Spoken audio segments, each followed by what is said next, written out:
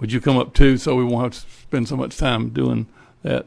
Elizabeth, would you tell us who you are and what you do, and you can begin. Yes, hi, my name is Elizabeth Swear. I'm an ICU nurse in Lafayette, Louisiana. I've been an ICU nurse for 2 years, and I was a telemetry nurse prior to that. I am here today to discuss how vaccine reporting has gone in our hospital. We have gotten very little direction on how to report. I think it's our duty to protect our patients, and so they know what they're at risk for, and how to determine root cause of their admission and how to determine the best treatment option. And as a whole, our organization hasn't given any direction on how to report that. I had a coworker, a young, healthy man, got the first dose of vaccine, and he had a severe reaction in which his lung was partially collapsed, requiring supplemental oxygen.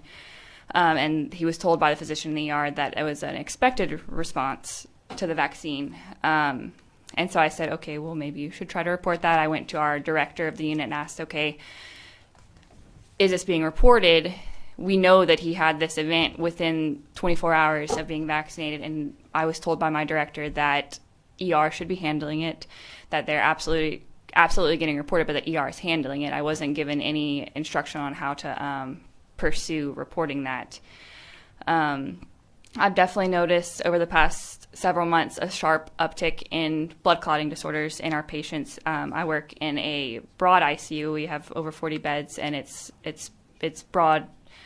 It's not patient specific. So we see cardiac, we see renal, we see neuro, trauma, all sorts of things. And just in my patient population, like the patients that I've taken care of personally, I've seen a sharp uptick in blood clotting issues. And anytime that is brought up, I've approached physicians about it, and it's always brushed aside. It's never addressed. It's not reported. It's not mentioned in patient notes or as a possible cause of their admission or their diagnosis. It's something that is occasionally passed on from nurse to nurse. Hey, they did get this dose within the past couple weeks, but there's no link being made at this time. So that's been my experience so far. I think that these events are crucial to patient safety going forward, and I want to do what's best for our patients. Have you tried to report any of these? No, I haven't. I asked my director what we should, and he said that ER should be handling it all.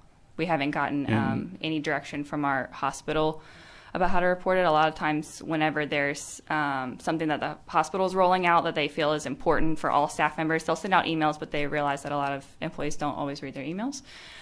So they will institute some mandatory education. It's like an online education platform where we kind of go through slideshows, and it instructs us how to do this, whatever they're rolling out. And we haven't gotten anything like that as far as vaccine reporting. Well, look, thank you for coming and speaking to us today. We appreciate it. Yes, ma'am. Give us your name and what you do.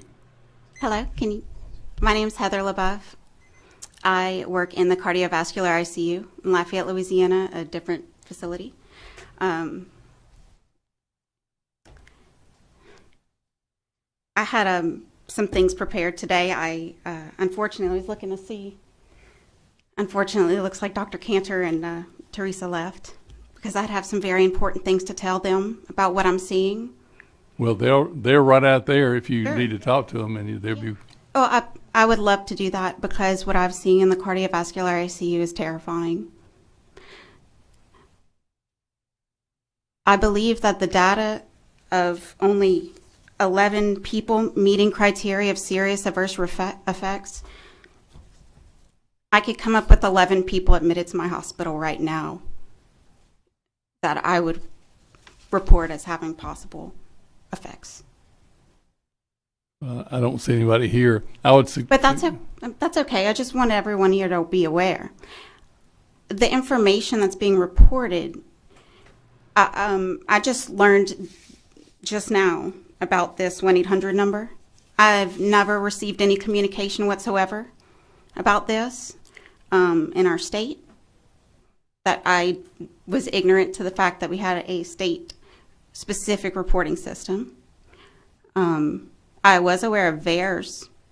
I asked just yesterday my pharmacist, who's required or responsible for reporting any suspected reactions to VAERS. She did not know. My charge nurse did not know. I've asked my management this. I've asked physicians, nurse practitioners, and asked every nurse in the ICU yesterday when I was on my shift. Who do you think is supposed to report these things? And they said, I don't know. I guess the patient or the doctor. It's very concerning, Representative Bagley, because if I had more than 3 minutes, I would be able to tell you some very concerning things. Well, I would suggest that you have the 800 number now, and if you have specific things that you'd like to talk to LEH about, I would ask you to please go do that. I'm not sure why you didn't know about the 800 number, but you didn't, and I know you didn't purposely not know it. Wherever your hospital that you work, they should have given that number out to everybody. It should have been easily gotten. And that's what's surprising to me, sir. Also, hearing that the mandatory reporting criteria mainly involves reporting things like anaphylaxis and Guillain-Barré. Whenever we've said that we know that myocarditis has been reported as a concern for vaccine injury. I've treated a 22-year-old and a 21-year-old with these injuries. Look, we certainly appreciate you coming forward. And again, I don't know who your representative is, but whoever it is, I would, if you're not getting anything done, to get in touch with him. But I believe if you'd call the number and talk to them about that, they can probably give you some direction on the other. And if there are people that are still in trouble, certainly we need to get help to them and to get those things reported. Okay. And if I may just say one more thing. Yes, ma'am.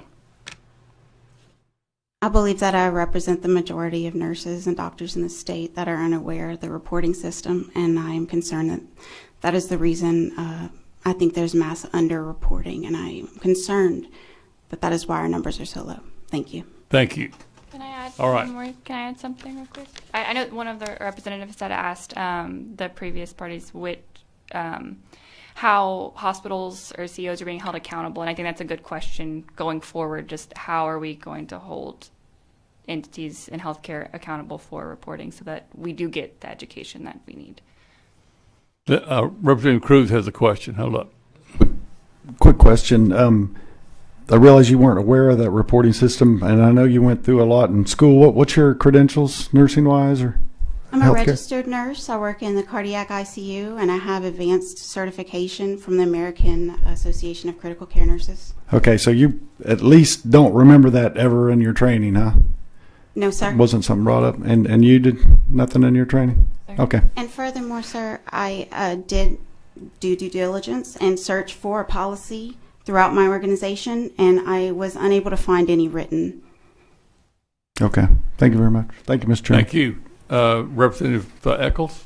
Thank you, Mr. Chairman. I just want to thank y'all both for coming here today. It takes a lot of guts to come up here and for this body and for everybody that's on TV today, because we know you might be risking your jobs and y'all are on the front lines of healthcare. So thank you for what you're doing out there and making a difference in your patients' lives. Now that you know that 800 number, and I'll repeat the number for everybody that's watching, 800-256-2748. I would hope that LDH, just like they send out postcards and other advertising for folks to get the vaccine, they would also send out those postcards, those letters, and any other communication they can to medical providers, not just doctors, but also support staff, RNs, and other healthcare workers, so they know that these items can be and should be reported to give you guys a pathway to do that. So again, thank you for your testimony today, and keep taking good care of patients. Thank you both. Next up, Melissa McKinney, please, and Jill Hines.